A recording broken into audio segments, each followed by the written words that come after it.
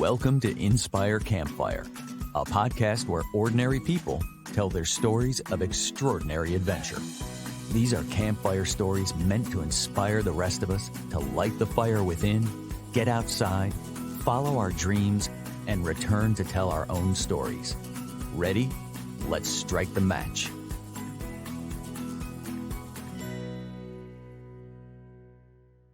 Welcome to the show. I'm your host, Scott Wurzbacher, and I am so excited to share more on Inspire Campfire's first Grand Canyon Mastermind retreat this spring. In last week's episode, participants of the group shared their experience firsthand. This was an immersive, multi-day backpacking experience into the Grand Canyon, and today we're going to hear our backpacking guide's perspective. Andrew Cross with All-Star Grand Canyon Tours is here with us today.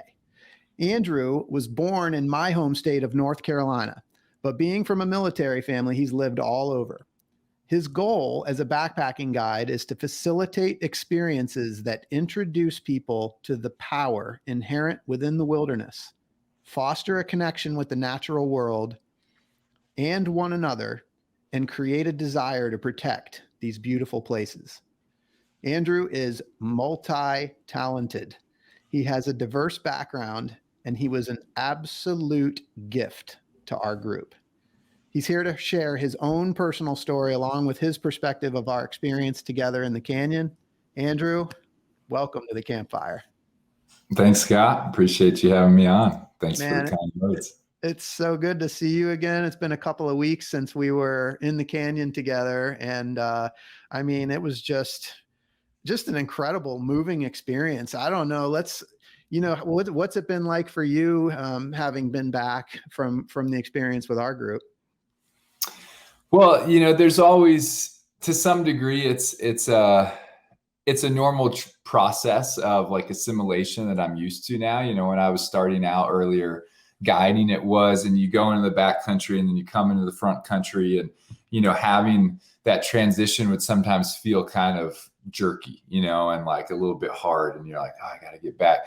Now it's pretty simple, in that sense. But I will say that, just thinking about the things that we saw in the group and just how, not every trip I get to guide is like our trip. Honestly, what we did is a fairly rare occurrence for me. So in the sense of just like, satisfaction and the possibilities that spin in my mind after a trip like that. There's been a lot of that post trip. But you kind of just get used to like, oh, okay, now I'm back in, the real world, and, let's do that. And when can I get out in the backcountry next? Yeah, we're always looking for that next adventure. That's absolutely for sure. So I definitely want to get into the trip that we went on together and kind of get your perspectives on it. But before we do that, I want to introduce the listeners to Andrew Cross. So I wonder if you could just share a little bit about you and specifically sort of your journey that brought you to the Grand Canyon. And I know it's probably going to be a lengthy conversation because you've got a lot, but yeah, can you kind of share a little overview of your journey to this point? Yeah, for sure. I will attempt to do so in a understandable, succinct way, but yeah, for me, I'll briefly touch, growing up, like the outdoors they were a part of our lives for sure. My parents both took us outside, and when I say us, I mean my sister and I. But yeah, we'd visit national parks as a family. We'd go on hiking trips. I'd love to fish. I've always loved to fish. And that was kind of like my first love, bass fishing in particular. And so, the outdoors and just, being an active kid, playing sports and things, like they were a part of my life growing up. But it wasn't, I would say, like my view of the outdoors at that period up until probably, post-college, so my early 20s, the outdoors was like a playground. It was a place to like go out and have fun. And there was always kind of like a means to an end with the outdoors. I was either like doing something with family, or it was to get to a good fishing spot and catch as many fish as I could. And so that was like generally how I viewed the outdoors. And I would say a shift, now, sure, I would still say like the outdoors to some degree is a playground, but it's so much more to me now. And so that shift, took place, and that shift is what brought me into guiding. But that shift began, I would say, in my sort of, mid 20s, 24s, 25. I don't remember for sure. I'm 34 now, for people who are wondering. So about a decade ago, I went on a backpacking trip, actually with my sister and one of her friends. And my dad always loved backpacking. We did a little bit as a kid, but I'll be honest, I thought it was boring. Like I was far more like interested in like something that was, exciting, or if we backpacked to a mountain lake that then I could fish at, I would be motivated to backpack. But otherwise I was like, I'm just walking. Like, what's to be interested in just like going for a walk, or hiking again. Like I would never just go out and hike. My family went. I was like, oh yeah, cool. It's a chance to like connect with family or friends. But I went on this backpacking trip. And by this point in my life, right, I was out of college, I was going to grad school, and I was starting to work some. And so I would say I was like starting to shoulder a little bit the realities or the burdens of like real life. It was out of the naive college phase. And so I had started to feel, a little bit of that stress, a little bit of that, just the reality of like, okay. And that little 3-day backpacking trip, I didn't really have the words for it yet, but I noticed when I was out there, I was like, gosh, like I feel really like peaceful, like this is good. Like life is just simple. Like there's something refreshing about just simplifying life to what you can put on your back and going out and just kind of having a clear set mission and doing that. And so again, I don't think I could have expressed it in that way, back then, but I felt it. It was sort of a first, like a feeling, And I remember getting back from that trip and kind of, again, just like, wow, just noticing like that was cool. And then shortly after that, actually, I injured my lower back. I got a bulging disc in my L5S1. I'm sure plenty of your listeners can be like, oh, yep, heard of that vertebrae before. And I'm sure it was from a lot of things, but I was surfing at the time when I that was the proverbial straw that broke the camel's back. And that sunk me into about 3 years of constant pain, depression, just a really dark time, in my life. I can talk about it like pretty, lighthearted now, but yeah, it got pretty bad. Yeah. And, I went and saw a ton of chiropractors, physical therapists, got cortisone injections, did the gamut, tried acupuncture, tried various like pain medical specialists. And that was just this sort of like endless cycle for 3 years. And throughout the course of that 3 years, that pain, became such like a stronghold in my mind as well as my body. And it pulled me away from essentially my entire active lifestyle, anything outdoors, any just like, sports to play for fun. And like I said, I really got into a dark place and depression. And there's a ton I could say about those 3 years, but in terms of how it relates to this conversation, when I had those things removed from me and stripped away, I began to realize how important they were. I'd taken those things for granted. I'd taken my ability to be active. I'd taken just an ability to go for a hike for granted. Something that I kind of viewed as like, whatever, hike's not like, it's got to go somewhere, and also just being in beautiful places, I was living in Virginia at the time, but, the ability to like go out west, or the ability to enter into these harder to get to places, I missed tremendously, and I missed the activity. Yeah. And I'd say throughout that 3 years, that was one of the things that just kept me like fighting, rather than just giving up and being like, well, I guess this is just how life's going to be. Keeping on fighting was in a large part, like just my love that I felt for those things. And I was really say like discovered, just how important they were to me.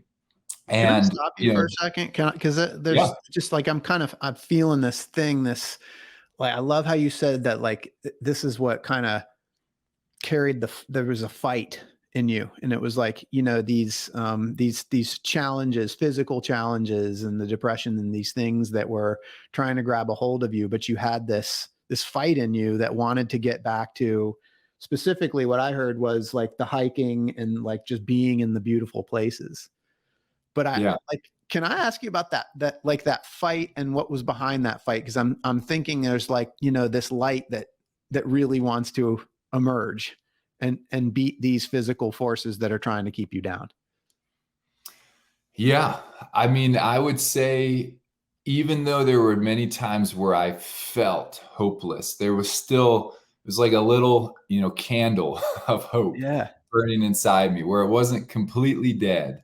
And, I had certainly some friends and community in that time are really important to me. Just when I felt like, I couldn't go on or that I just was like, kind of wanting to give up, and they'd give, some words of encouragement or just be somebody to listen.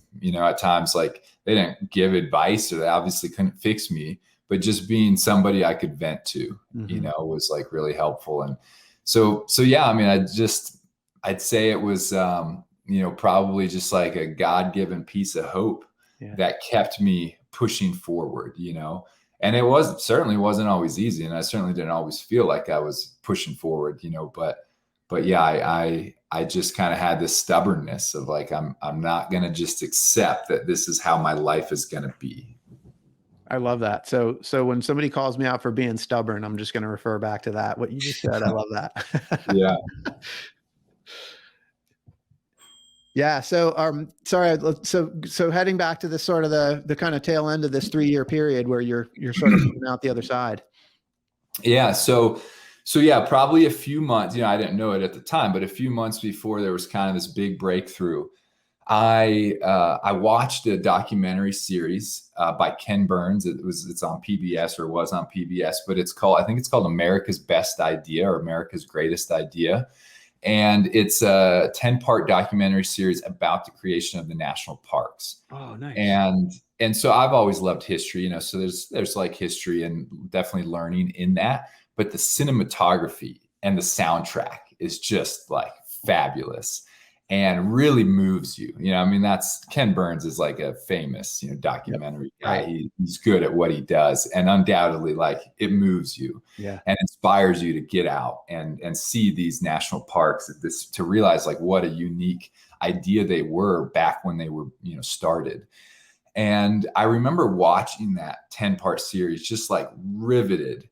And I mean, I was in pain at the time. I have this clear memory of laying on my back because it hurt too much to sit. And so just laying on my back on the floor, watching, on my TV, watching this documentary series.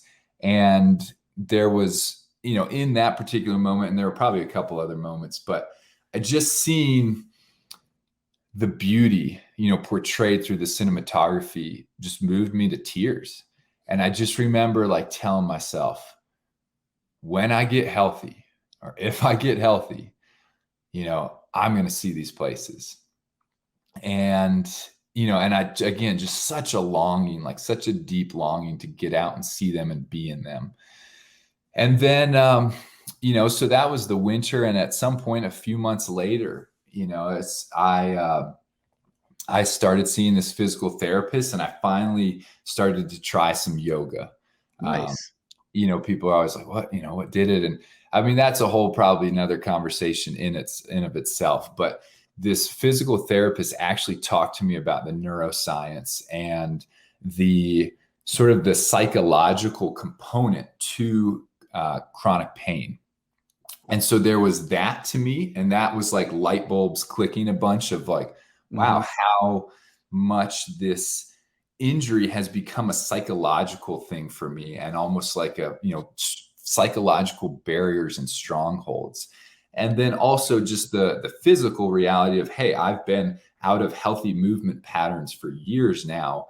Your body's meant to move. Movement is medicine. I do believe that, generally speaking, if it's good movement. Yeah. And so I'm going to have some pain and some stiffness and tightness because I am not moving well.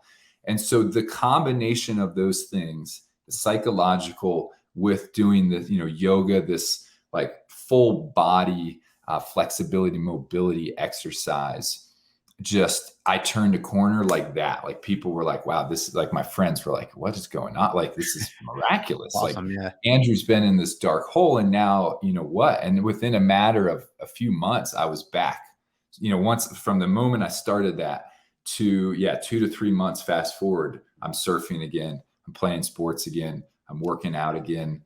And, it was a pretty dramatic time in my life. Was there a moment in all that where you were just like, was there a switch, or did it happen gradually over a period? No, it really was a switch. It was, so I'd seen this physical therapist. He told me to watch this TED Talk by, Lorimer Moseley was the guy's name. He's a Australian neuroscientist. And so he's got a TED Talk. It was on YouTube. It's probably still there. And I watched this 15, 20-minute video, and how he explained it out, if people want to watch it, they can. But basically how he explained things, there was a thought that just from that podcast got into my mind and said, what if I'm not actually hurt anymore? Like, yes, I have pain, but what if the, physiological problems in my back, or the structural quote unquote problems in my back, what if they've actually been healed? And a large part of my pain now is psychological, along with just lack of mobility and flexibility and strength. And it literally was a thought that just like a light bulb, bam, in my head that night. And I was just like, I'm going to adopt that belief. Like, what do I have to lose? And literally within, I started just pushing myself. And these things that I've been so fearful of doing, doctors, oh, you got lower back issues, don't twist. Twisting puts more stress on your discs. And, all these things that were like, don't do. It was, I still had wisdom too. It wasn't like I just like, oh, let me just go, deadlift 200 pounds because I'm healed now. Right. Like there was a process to it. Right. But it just literally flipped the switch like that. And within days, I was feeling significantly better. And then, after a couple of weeks, and it just, it was pretty wild. I love this story. It's empowering. And it's funny. Like, you and I got to know each other pretty well on the trail, but I don't think I hadn't heard that story before. And I don't know if I shared mine, but I think people that know me probably now know why you and I get along so well, because you just described my story in a very similar way in terms of like back pain and some things that I had to go through. So totally can relate. What was the name of the guy that gave the TED Talks? I definitely want to check that out. It's Lorimer Moseley, Lorimer.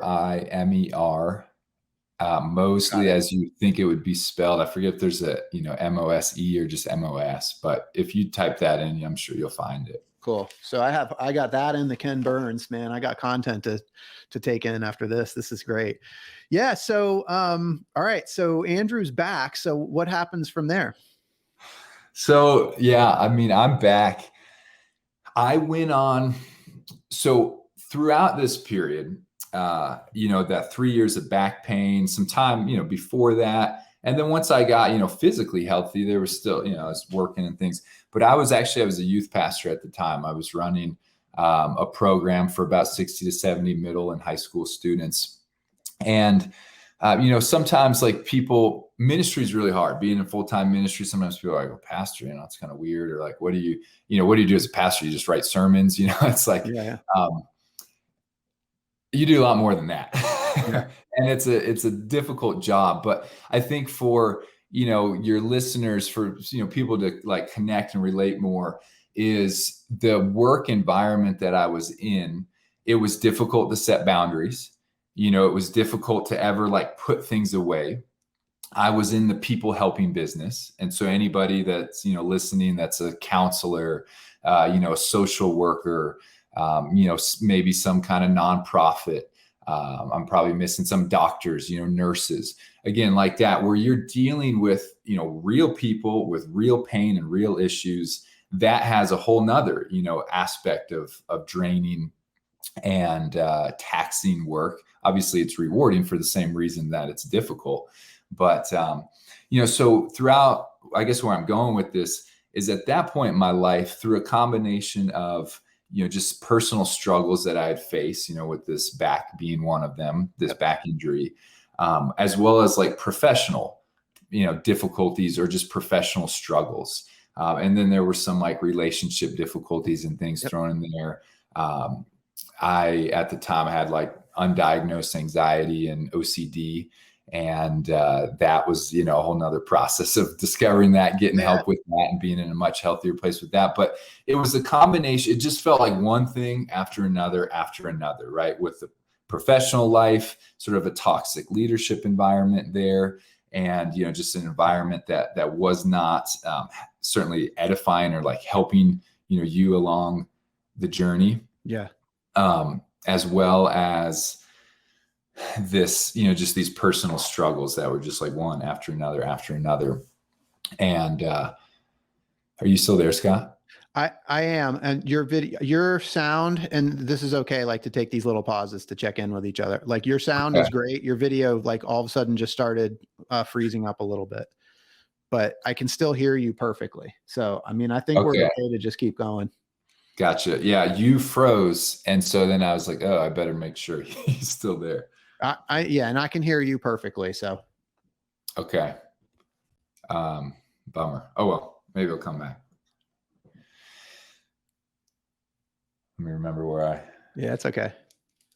So we were talking about, you were kind of in the youth pastor piece and sort of talking about some of the struggles. And you talked about, actually, you started talking about relationship challenges that you had. And I don't know if you were starting to go there to give an example, or if you were going beyond that. Yeah, I was just going to breeze over that for the sake of time. But so, where I was at, Scott, was I was pretty burned out at that phase. And I didn't necessarily want to admit it at the time, or fully know it. But I was definitely like pretty burned out between this combination of personal and professional difficulties. And so that spring, so a few months after, I was healthy, but still kind of just like grinding away at these other things, I got invited on a 21-day rafting trip through the Grand Canyon. Nice. And my cousin actually invited me on it. And I was like, at that point, I just felt starved for adventure. I felt starved for something new, for inspiration. And I had never been to the Southwest at that point in my life, never seen the Grand Canyon, and never even really whitewater rafted. But I was like, wow, that sounds like pretty cool. And so I took my cousin up on this invite, and which I'm super grateful for. And that's what brought me to the canyon in the first place. So I went on this 3-week rafting trip, and it was a life-changing experience. Yeah. What happened on that trip that was most impactful for you? So for me, I had never been outside for that length of amount of time, 21 days, no buildings, no electricity. And in that time period, I saw, I would say ultimately it was how I felt, right? The space that it gave me to reflect, the way that it quieted my mind, the way that I felt just a deep sense of, peace out there, as well as, joy and just kind of a feeling of reward, going out.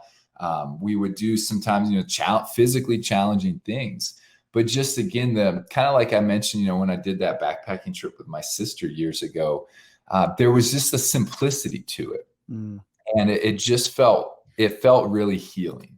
And that 3 weeks, although starting out felt like 3 weeks, oh my gosh, like what, that sounds like so, it's hard to fathom, like being out there for 3 weeks. But by the end of it, it's like, I don't want to leave. Like, I just want to stay out here. And that, I did, I left, I had to leave. I had to go back to my job in Virginia Beach. I was still a youth pastor.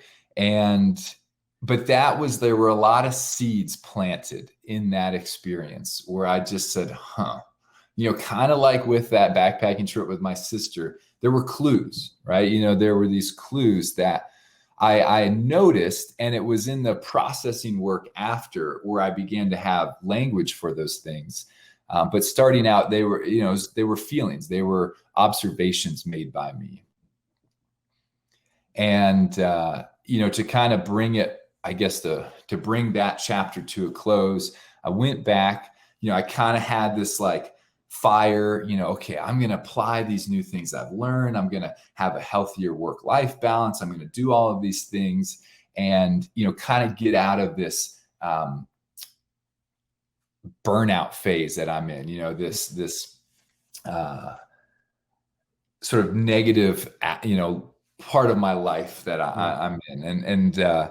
And so I went back and, kind of tried to do that for like another 10 months after that. And it just wasn't working. It was like, hitting my head into the wall, some of the, things out of my control in the like professional realm, with the leadership coach. I was just like, I can't, I got to get out of this. This is toxic. Mm-hmm. And so I did. And, at that point in my life, I honestly felt so numb. I had just, truly like was in a burnout phase physically. I mean, it was affecting me physically, but mentally, emotionally, spiritually, I just felt so empty and so numb and so depleted. And I didn't know what to do. I didn't know how to get out of it. It just felt, honestly, that was one of the most miserable feelings I'd ever felt. Like it wasn't just the tiredness. It wasn't just the fatigue. And, maybe some people listening are like, wow, I relate to this. I can connect to that feeling. But it was a feeling of such emptiness and such just numbness. And yeah, I mean, it was terrible. And I was like, what do I do? Like, how do I get out of this? Like, I need help. Like, I realize now the ego, I'm humbled enough that I know I need help, but what does that look like? And how do I get out of this? And the thought that I had, I said, well, I've learned, through these experiences that I've described, that the outdoors is a healing, refreshing place for me. And it's a place that, I feel this sort of a, deep sense of peace and rest in. And I've also learned that travel, throughout my life, travel inspires me, and travel gives me a wider perspective. And I said, okay, well, I need rest, and I need healing, and I need inspiration. I need to figure out what's next and where do I go from here? And, so I said, well, why don't I combine those two things? Why don't I combine the outdoors with travel? And so I said, I'm going to go on a road trip. It was always kind of this thing that, in the back of my mind, I was like, man, it'd be so cool to like do a multi-week road trip. Like at the time, a couple of weeks like sounded so long and like, whoa. And, going back to that Ken Burns documentary, I was like, man, there's all these beautiful places I want to see. And so I kind of set out from Virginia I had this plan for about a month and a half. I was like, okay, I'm going to do this road trip for, maybe a month and a half, 2 months, which at the time sounded like so long, ended up being 4 months that I was just living out of my car, a Subaru Outback, and traveling. And, I'd meet up with family at times, met up with some random friends on the road that I would meet, people doing the same thing. And so, kind of nowadays, like we call it the van life thing, but, I wasn't living in a van. I was living in a Subaru Outback. But so that was the season that brought me out west. I came out west after, during that time and just never looked back as far as heading back east. Yeah. Oh man. I mean, and that's probably a whole podcast episode in itself, just talking about what life was like living out of your Subaru Outback for a little bit. Can you give us like maybe 1 or 2 highlights of that experience? Yeah. You're right. It is there's a lot I could say about that. Definitely. I mean, the first like week to week and a half was this sort of like, adjustment, assimilation period of like, okay, how do I arrange my stuff in the best way? How do I fit things in a way that's smart? But after that, it just became, man, it was, I mean, one of the best, like most fun seasons of my life, honestly. I would say, a highlight for me was learning.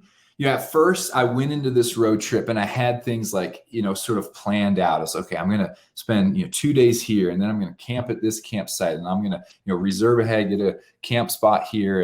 And then I'm going to go to this park, and then I'm going to go, and I had for about a month and a half, a fairly tight schedule.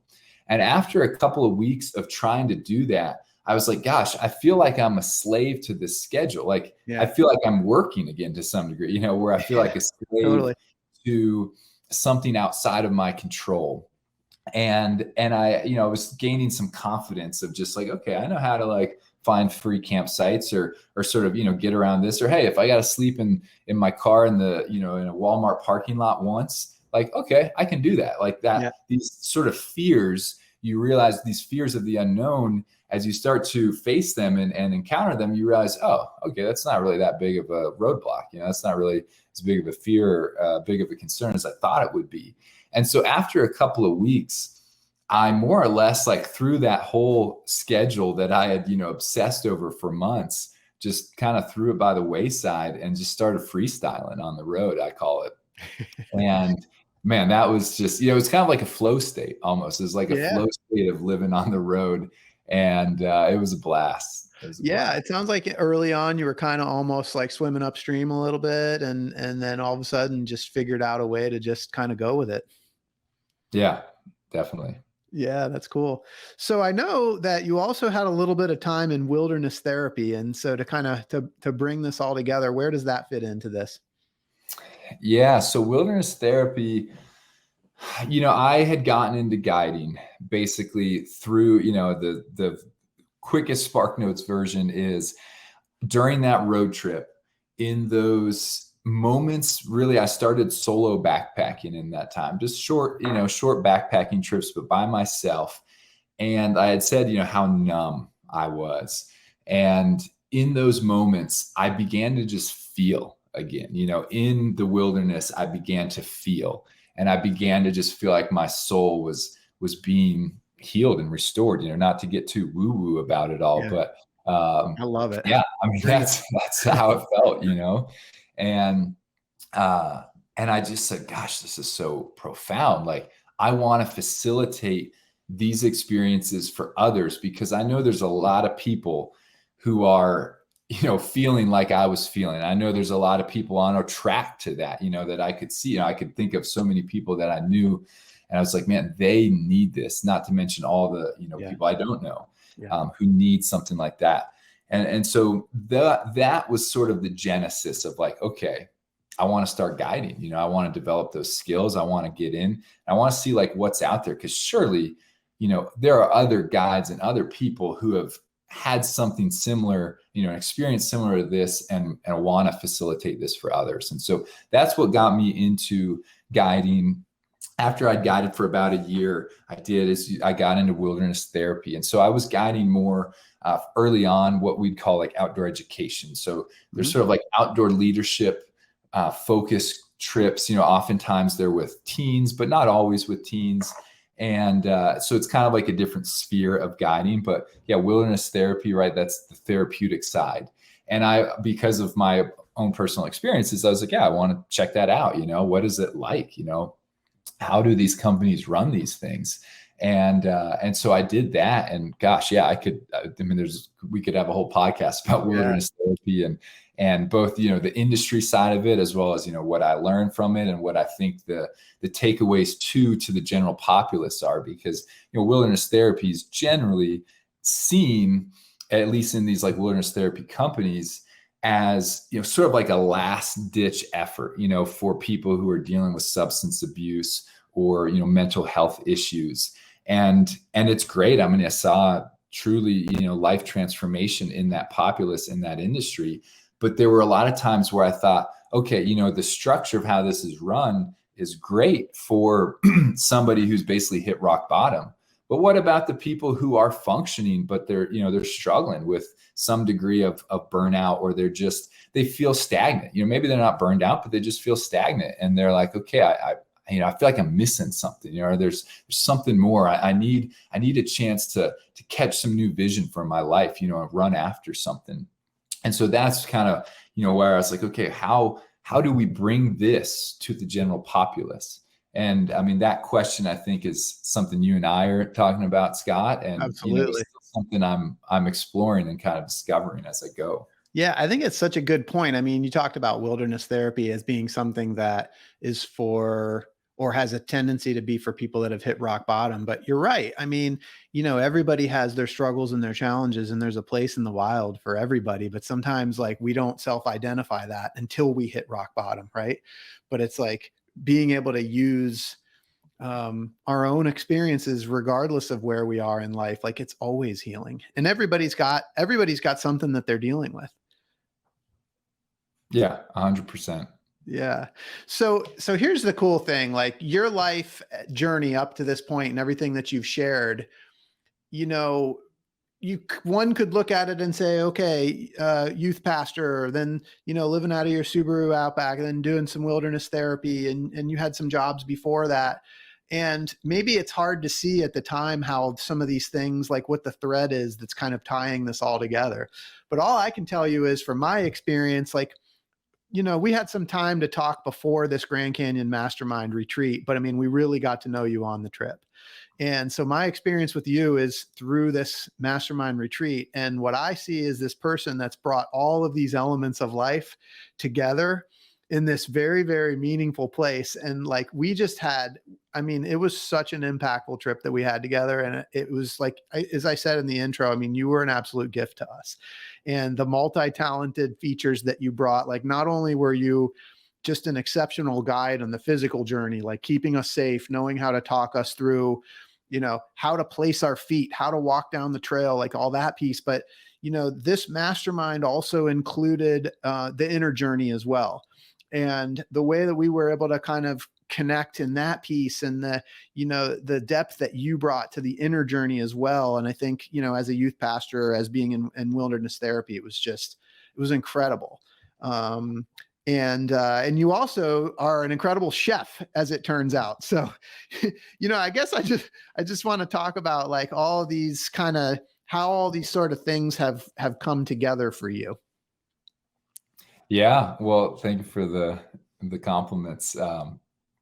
Yeah. So I'd say for me, Scott, having you validating and saying, hey, I see how some of these different areas of your life are coming together is actually really impactful for me, because for the last few years, there have been times I'm like sitting out in the middle of nowhere and I'm just like, what the hell am I doing out here? Like, how did I wind up out here? With, sometimes it'd be like sitting around a campfire with a bunch of addicts, with wilderness therapy. And again, I'm just kind of talking, off the cuff, and you're just like, and you're hearing these like crazy stories and you're just like, wow, how did this happen? Or there just be, kind of, self-doubt for sure.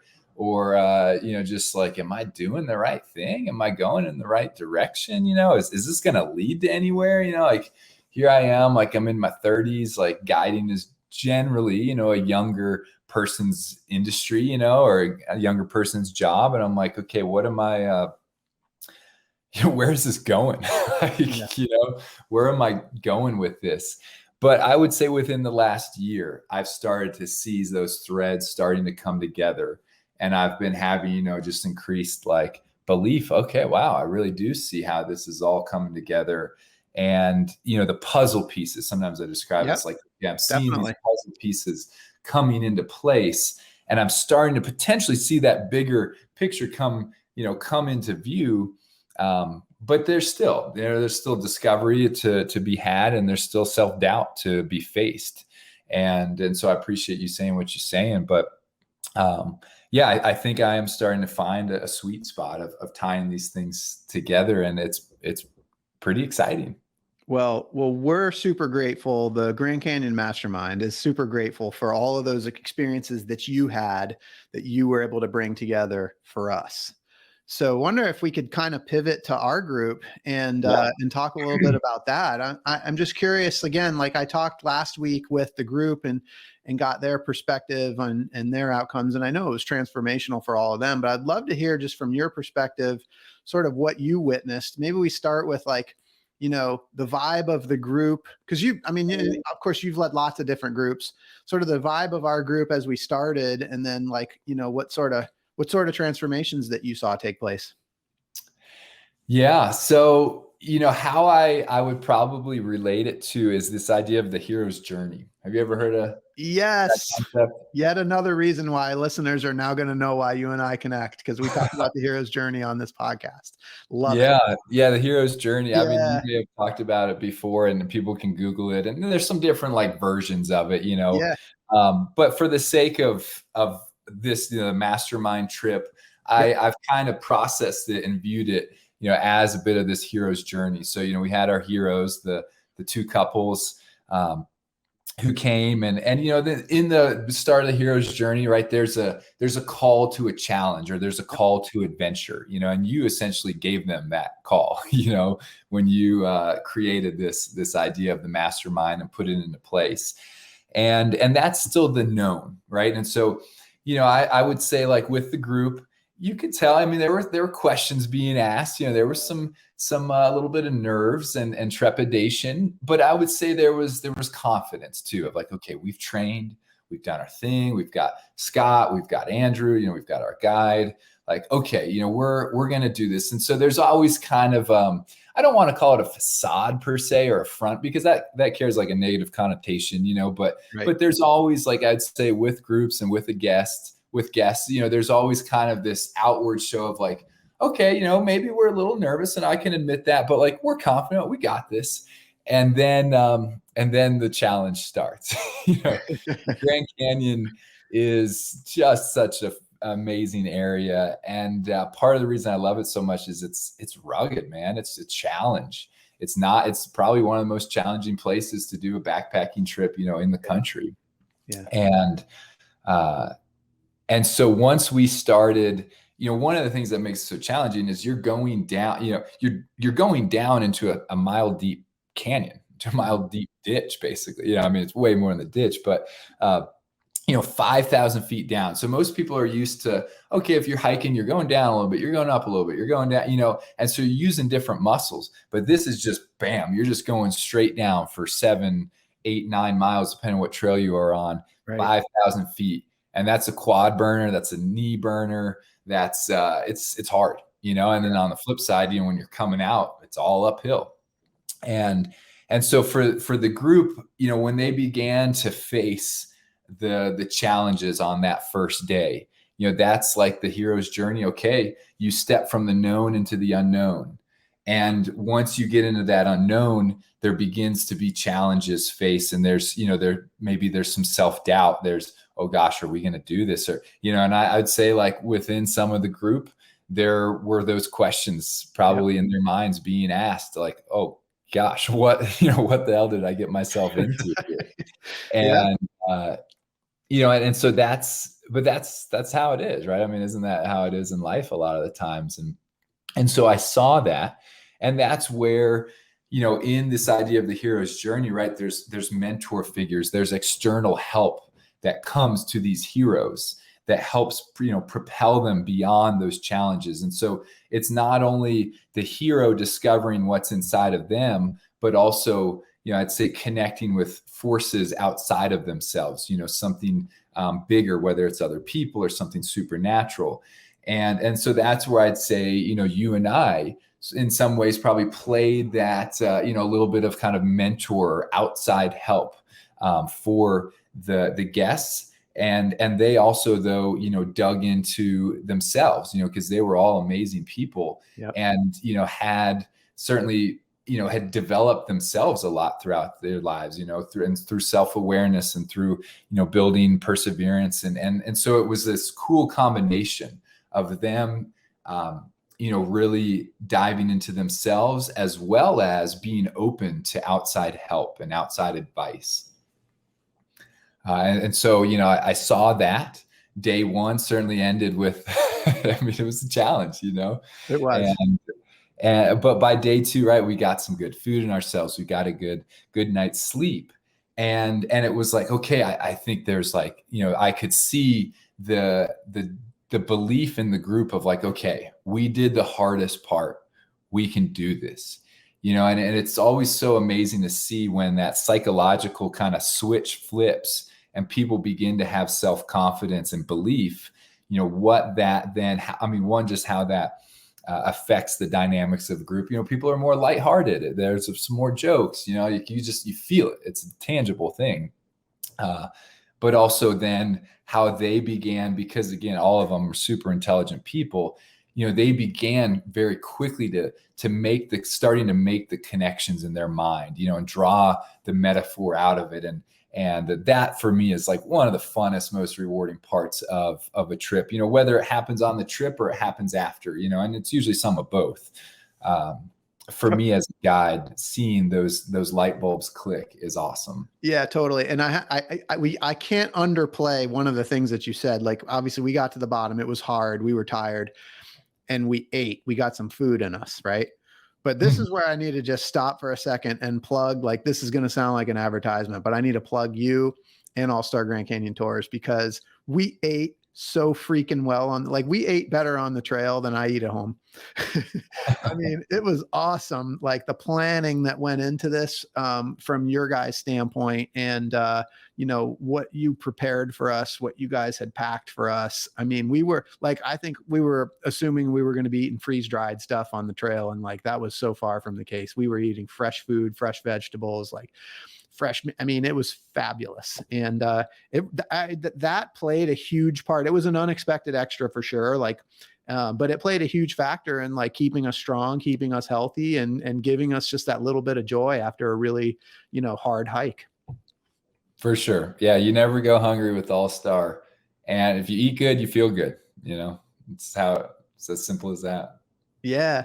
So, another piece that I was really grateful for was, the inner journey element. We'd have some conversations prior to the trip, and you guys knew going in that, we wanted to do this backpacking trip, but we also wanted to integrate this inner journey. And I think you kind of already alluded to it a little bit, but I was super grateful to you. And I do attribute some of this to your experience as a youth pastor and being in wilderness therapy. But like, we had some different inquiries and activities and things that we did along the way, and you were just able to bring so much depth. And I was just like, it was amazing the way you were able to bring some things in. And one of the things that I loved was, you knew when to answer questions and when to just kind of leave things hanging a little bit.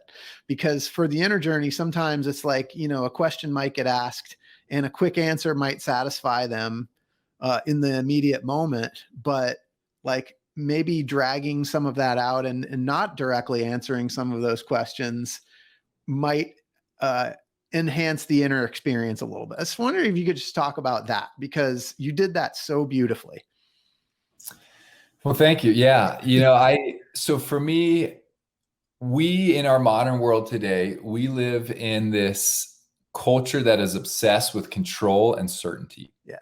And I say this, and I don't remove myself from it. I acknowledge how it affects me, and how I also grab and grasp and struggle for, control and certainty. And I think, more so now than any other time in history, we can at least have the facade or the belief that, okay, we can control things, because we have with technological advances and things.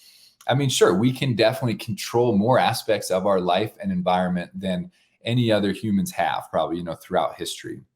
But that being said, anybody who has had a sudden, tragedy happen or just something unexpected, I mean, we all realize, okay, at the end of the day, we don't actually have that much control. That's why I say it's a facade of it. And, I don't necessarily think like some of these ideas, like, oh, saving for retirement. Okay. That will hopefully give you some control over, your life as, an older person. Like, yeah, I'm by no means am I saying like, we should never do any of these things. Let's all be hippies and live in the woods and have a commune or something. I'm not taking it to that degree. But the reality is in life, if you don't learn how to deal with the uncertainty and you don't, develop maybe some of those character attributes that help propel you through the hard times that we're all going to face, then, I think your quality of life is going to be diminished. And so, how do we develop some of those skills and learn to deal with some of that uncertainty, and then also use those moments of uncertainty as windows into self-discovery? Mm-hmm. I think in the context of the mastermind, that's what I was, hoping to facilitate is, okay, when you're faced with this uncertainty, you're in an unknown environment. You don't normally go into the Grand Canyon. You don't normally carry a 35, pound backpack on your back. You don't normally, walk for 8 hours in a day. So when you're doing these things that are unknown and uncertain, what comes up within you? Where do your thoughts go? Where do your emotions go? What comes up? And just having the self-awareness of that, and then like I said, using that as a window into potential self-discovery. And so that's, I'd say that's, why I did what I did. I would say I've learned that through wilderness therapy, through, just the own things I've contemplated in my own life and my own mind, and just teachings and things I've gathered over the years, life coaching to some degree. I know you're a life coach. I think the life coaching model is something I had some training in. And again, a lot of that's about like letting people come to their own conclusions, asking questions that will, rather than telling, you're asking questions rather than telling them what to do. And so, I'd say it was kind of a combination of all those things, but that's why we did what we did. And yeah, knowing, sometimes you got to tell people what's up, and again, certainty is not a bad thing, or having details is not a bad thing in of itself. But when we become so reliant upon it in our society, I think that's where some of the problems arise. I love it. And it was magic. So I guess I'm curious for people listening that are like intrigued by this experience that we had together. How would you sort of summarize the learning and growth like within our group? And then like, what could other people sort of expect? Yeah. So, I know I can't wait to hear the podcast with the, with the 4 couples that I consider friends, or excuse me, the 4 people, the 2 couples that, I consider friends now. I'd love to hear their perspective on it all. And there's funny people. I'm sure they've got some good one-liners about it as well. But, I'd say for them, like, I know they're hungry for more of it. They saw the benefits. I know on the trail, as we were coming out on that last day, the conversations they were having about, okay, how, these things that I've learned, how I'm going to apply them to life, how I'm going to write a blog about them, how I'm going to pass this on to others. And so sort of assimilating that knowledge back into their businesses, their personal and professional lives. I remember another group I took out like last year. It was a group of business owners, and there's a whole story behind it that we probably don't have time to cover. But I remember one of these guys who runs a successful landscaping business, what he experienced on that trip, in the wilderness. This was another Grand Canyon trip. He literally just had the quote. He just said, "This is going to absolutely change how I do business, like how I run my business." And I mean, again, to me, stuff like that is just music to my ears, because it's like, yeah, this is, it's not just about coming out and having a great experience. Like, yeah, we want to have a great experience, but in the bigger picture, so what? It's meaningless if we, in my opinion, it's meaningless if we don't apply it to make a better world and a better society, and improve our families' lives and improve our personal lives, and so the whole "so what" is a big thing to me, as opposed to just sort of this consumer mentality of, hey, let's go have as much fun as we can. Let's have as much fun as we can, but let's make it purposeful as well. Oh my gosh. So well said. Yeah. Yeah. So, I know you're going to be doing more of these masterminds, which I think is awesome, Scott. I'm excited for more of them. People can certainly experience this stuff on their own, just by going out in nature, going visiting a national park. And, I think those are key experiences as well. Those were some of my own stories of just sort of this own personal journey of it.